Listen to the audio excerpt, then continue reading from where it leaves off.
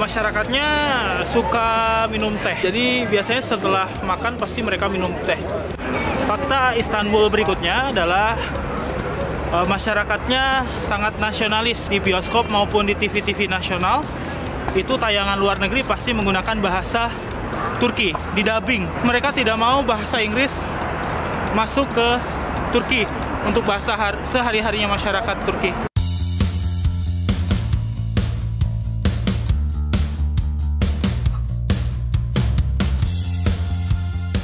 Sekarang kita ada di daerah Topkapı dan mau menuju ke Panorama Museum. Ini tuh kayak tempat buat menggambarkan suasana peperangan zamannya Muhammad Al-Fatih sedang menaklukkan Konstantin di tahun 1453. Dan uniknya tempat ini, kita bisa melihat langsung tembok Konstantin yang luluh lantai, yang hancur, tapi masih kokoh. Tempatnya ada di belakang museum panoramik ini. Saat ini saya sedang berada di Panoramic Museum atau Museum Panorama. Museum ini adalah museum di mana ilustrasi peperangan saat Muhammad Al-Fatih menaklukkan Konstantinopel diterangkan dalam bentuk gambar dan dalam bentuk kubah, sehingga kita bisa merasakan di suasana peperangan di dalam museum ini.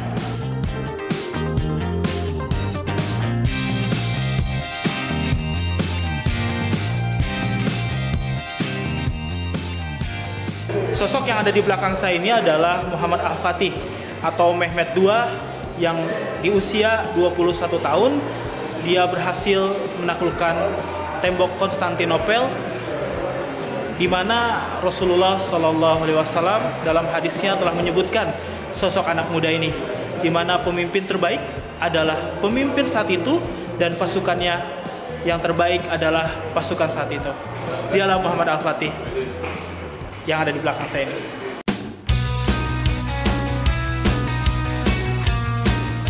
Gambar yang ada di belakang saya ini adalah gambar ilustrasi dari kejadian saat Muhammad Al-Fatih menaklukkan Konstantinopel di tanggal 5 April 1453, di mana Muhammad Al-Fatih memimpin peperangan di usia 21 tahun dengan penyerangan di seluruh penjuru Konstantinopel.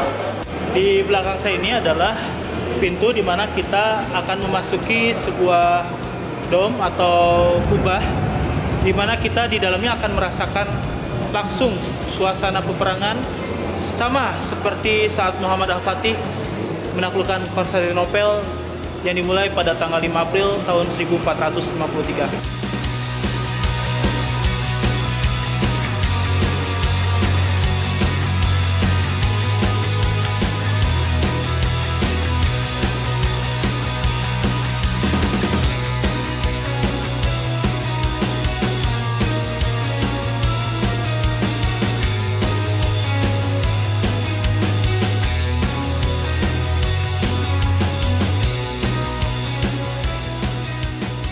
Meriam yang ada di belakang saya ini adalah miniatur dari meriam yang digunakan oleh Muhammad Al-Fatih dan yang aslinya ada di Belanda. Meriam ini digunakan untuk menghancurkan tembok Konstantin yang lapisannya hingga 7 lapis seperti yang ada di gambar ini. Ini adalah contoh dari atau ilustrasi dari gambar tembok Konstantin yang hancur, yang dihancurkan oleh Muhammad Al-Fatih oleh meriam tadi.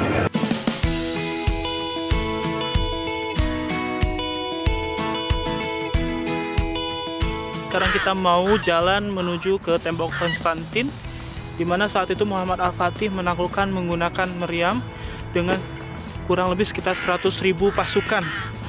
Tepat di depan saya ini ada tembok Konstantinopel dan bisa kita lihat di belakang. Ya. Tembok ini panjangnya kurang lebih sekitar 7 km kali ya, ada ya? Yang membentang dari ujung pantai ke ujung pantai gitulah kurang lebih. Dan lapisannya juga terdiri dari 7 lapis. Kalau lihat ilustrasinya tadi di depan tembok ini sebetulnya ada sungai, ada kolam nih, yang bekas rumput ini ada kolam dan isinya air lah jelas, supaya nanti nggak bisa terobos masuk ke dalam tembok.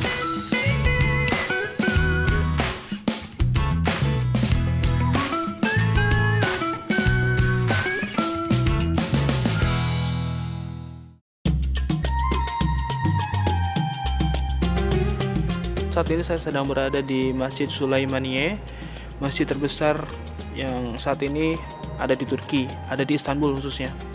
Jadi masjid ini dibangun lebih dari 20 tahun.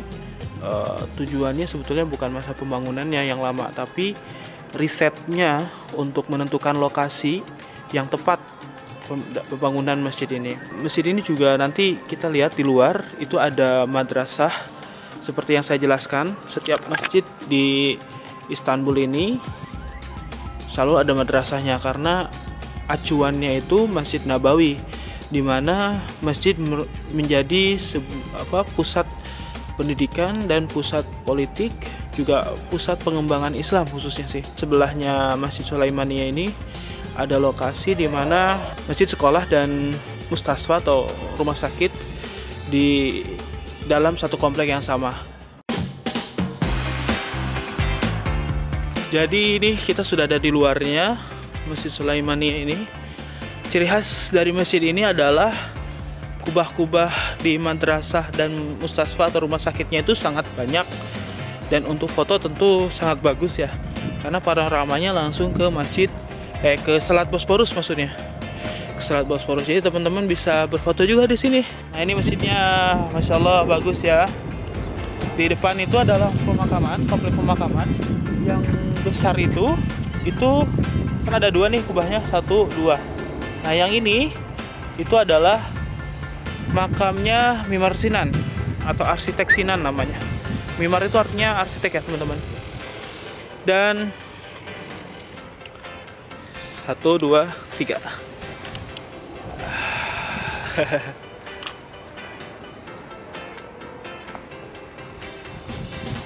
Itu adalah rumah sakit, sebelahnya adalah sekolah.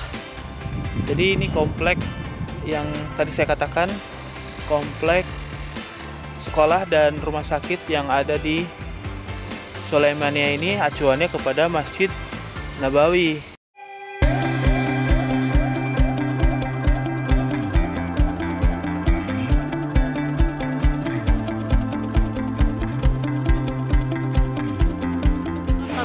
Sudah berada di Masjid Ayub. Jadi di dalam masjid ini ada komplek pemakaman sahabat Ayub. Beliau adalah sahabat Rasulullah SAW yang mengabarkan berita mengenai hadis sebaik-baik pasukan adalah pasukan, dan sebaik-baik pemimpin pasukan adalah pemimpin saat itu.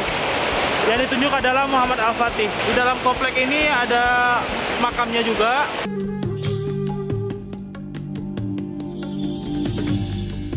Saat ini saya akan menuju ke tempat atau lokasi pemakaman dari sahabat Ayyub Al-Ansori. Ini saya baru pertama masuk sini, jadi saya tidak akan banyak suara di dalam. Dan memang jalur ini baru dibuka. Terakhir saya bulan April kesini, pemakamannya belum dibuka. Sekarang sudah dibuka. Kita masuk ya.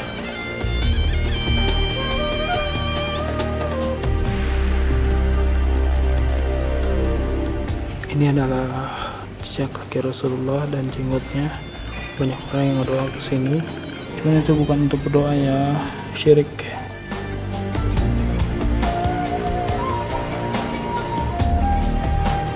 Saya sekarang sudah di bagian dalam dari Masjid Ayub ini atau Ayub Jami. Jadi orang-orang Turki ini memuliakan masjid ini karena ada sosok Ayyub Al-Ansori. Setelah ini kita akan lanjut ke Pirloti, bukit yang di atas, dan kita bisa lihat Istanbul dari dua benua. Posisi Pirloti itu gak jauh lokasinya dari Masjid Ayub, dan posisinya ada di atas pemakamannya. Kita menuju ke bukit Pirloti itu menggunakan teleferik atau kereta gantung. Yang unik dari komplek Ayub ini sebetulnya orang-orang Turki itu pengen kalau meninggal itu dimakamkan di komplek Ayub ini, karena dianggap nanti ketika kiamat datang itu akan dikumpulkan bersama sahabat Ayub. Tapi mereka biasanya kalau yang mau dimakamkan di daerah pemakaman Ayub ini tidak murah seperti pemakaman biasa. Jadi mereka yang punya uang lebih atau mereka yang punya kedudukan di pemerintahan baru bisa dimakamkan di daerah-daerah sini, daerah pemakaman Ayub ini. Ini kompleknya, ini komplek pemakamannya. Kita bisa lihat lebih jelas kalau ada di atas teleferik.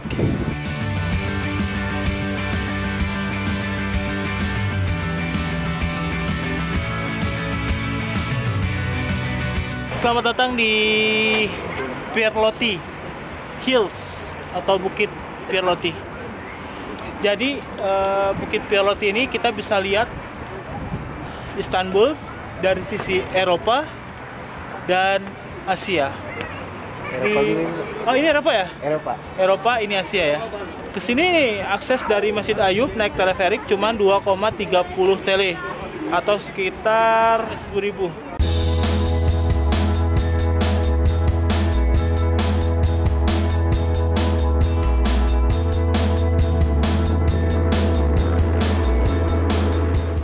Kosakata yang wajib diketahui sama traveler dari Indonesia. Satu. Teşekkür ederim, yaitu artinya terima kasih. Jawabannya Saol itu artinya juga sama-sama kayak gitu, atau önemli değil, tidak masalah. Setelah itu yang kedua ne kadar atau nekadar, itu artinya ini berapa gitu. Misalnya mau nawar-nawar sesuatu, biasanya kan traveler pastilah beli sesuatu atau mau naik sesuatu dan sebagainya. Setelah itu selamat pagi itu günaydın, selamat siang itu iyi günler, selamat sore itu iyi akşamlar. İyi akşamlar itu untuk selamat sore ya. Tapi sorenya beda dengan kita. Kalau kita sorenya sampai maghrib ya, atau sampai jam 7. Nah, kalau sore di sini sampai jam 9 atau jam 10 itu tetap sore bagi mereka. Karena musim panas kali ya? Iya, mungkin. Yang kelima, güzel. Güzel itu artinya bagus, keren ya? Kayak keren lah, kayak gitu. Yang keenam, untuk sapaan kalau laki-laki itu biasanya orang Turki yang nyebutnya erkek ya? Erkek atau bay. Kalau erkek itu lawannya kız, ini lawan katanya kız, ini kız jadi perempuan. Tapi kalau bay itu lawannya bayan. Jadi bay itu laki-laki, bayan itu perempuan, dan itu lebih bayan itu lebih digunakan ketika acara-acara lebih resmi kayak gitu. Yang ketujuh, aku cinta kamu, Pak. Seni seviyorum. Seni seviyorum. Yang kedelapan, kamu itu bahasa Turkinya sen, kalau aku bahasa Turkinya ben. Jadi kamu dan aku ben wesen. Yang kesembilan, diskon itu kalau bahasa Turkinya indirim. Jadi artinya bisakah kamu turunin gitu harganya. 10 terakhir, ganteng cantik itu sama. Güzel artinya ya. Ya, güzel bisa atau yakışıklı. Saya Fida, saya daripada Shah Alam, Selangor, Malaysia. Okay, ini adalah pertama kali saya datang ke Turki, especially di Istanbul ni lah. Dan ini kawan saya yang bawa saya ke sini, dan saya merasakan Pierlotti ini memang tempat yang memang sangat cantik dan indah, yang saya tak pernah lagi merasa pengalaman sebegini di tempat lain lah. Saya pun suka juga pergi travel dengan, kita boleh tengok sendiri kan, punya tempat memang cantik.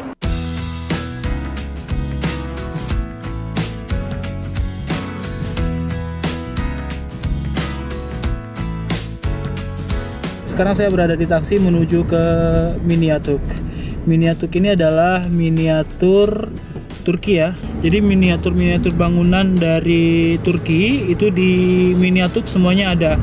Mulai dari Hagia Sophia, Sultan Ahmet Mosque, dan bangunan-bangunan landmark Turki lainnya.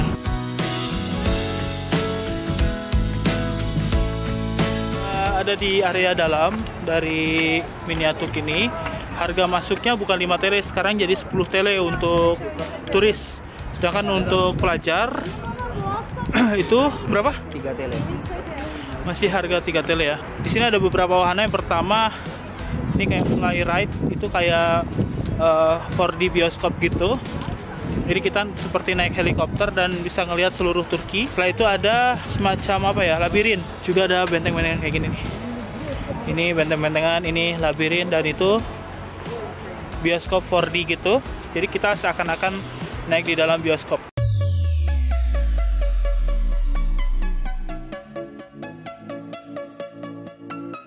Miniatur Turki yang ada di belakang saya ini adalah miniatur dari makam presiden pertama Turki, yaitu Atatürk. Makam ini berada di Ankara, Turki.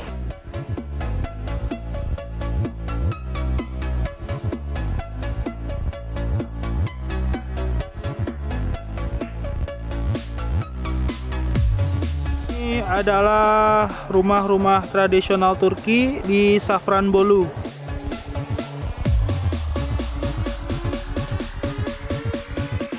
Di belakang saya ini adalah lokasi pemerintahan yang ada di Ankara yang dibikin miniatur oleh pemerintah Turki.